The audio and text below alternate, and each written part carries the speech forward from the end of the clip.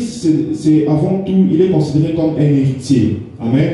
Bibliquement, spirituellement, un fils, c'est celui qui hérite de l'onction de son père, c'est celui qui hérite des avantages, des sacrifices de son père. Amen.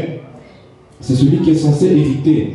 Alors, lorsque tu viens me dire que je suis le fils de tel, je suis héritier de tel, la première des choses que je ferai, c'est de me retourner et de regarder cette personne. Qu'est-ce qu'il possède et qui est-il?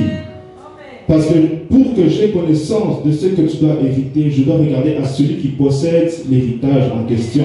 Je dois regarder quelles sont les richesses qu'il a. Si tu me dis que tu es héritier, un jour je voudrais venir chez toi et voir tout ce que ton père possède. Je voudrais venir voir tout ce qu'il a comme patrimoine et que tu te dis que tu vas hériter ces choses. Amen.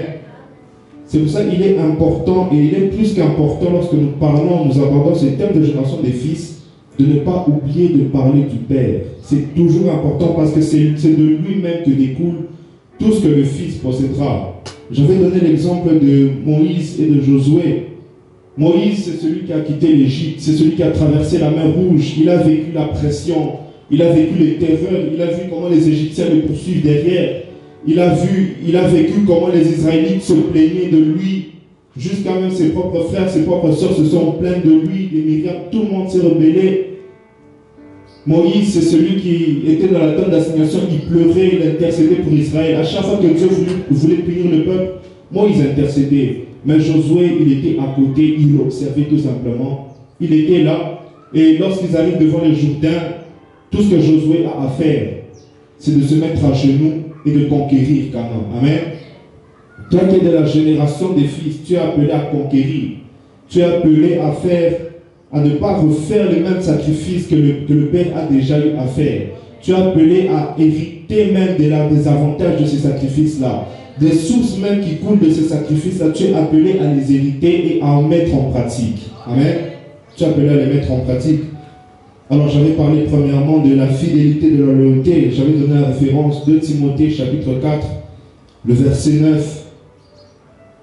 Un fils se doit d'être fidèle, un fils se doit d'être loyal envers son père.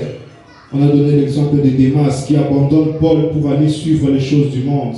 C'est l'exemple d'un fils infidèle et déloyal. Il fuit Paul et lorsqu'il fuit, Paul est confus, ils se sont abandonnés. Il dit à Timothée, on m'a abandonné par Démas.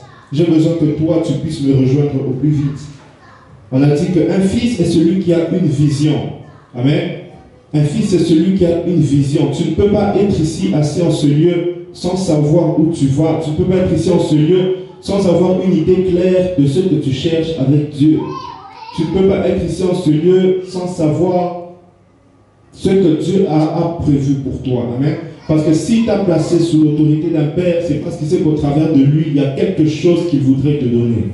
Amen. C'est parce qu'il sait qu'il y a quelque chose qu'il voudrait te donner. Et c'est valable même dans les familles biologiques. Si Dieu t'a placé dans une telle famille, tu sens qu'il y a tel problème, c'est parce que Dieu veut te forger. Dieu veut que tu deviennes une personne en fonction même de ces difficultés que tu vivras. Amen. Et après, j'ai dit qu'un fils est celui qui fait plus même que son père. Amen. C'est celui qui fait plus que son père. Alors aujourd'hui, on regarde du Proverbe au chapitre 4, le verset 1. J'aimerais ajouter ceci. Un fils, un bon fils, c'est celui qui écoute. Amen. Un bon fils, c'est celui qui écoute. Regardez ce que la Bible dit. Écoutez, fils, les avertissements d'un père. Soyez attentifs et vous apprendrez à être intelligent. Je vous transmets des connaissances sûres. Ne rejetez pas ce que je vous enseigne. Ne rejetez pas ce que je vous enseigne. Il dit, je vous transmets des connaissances sûres. Amen.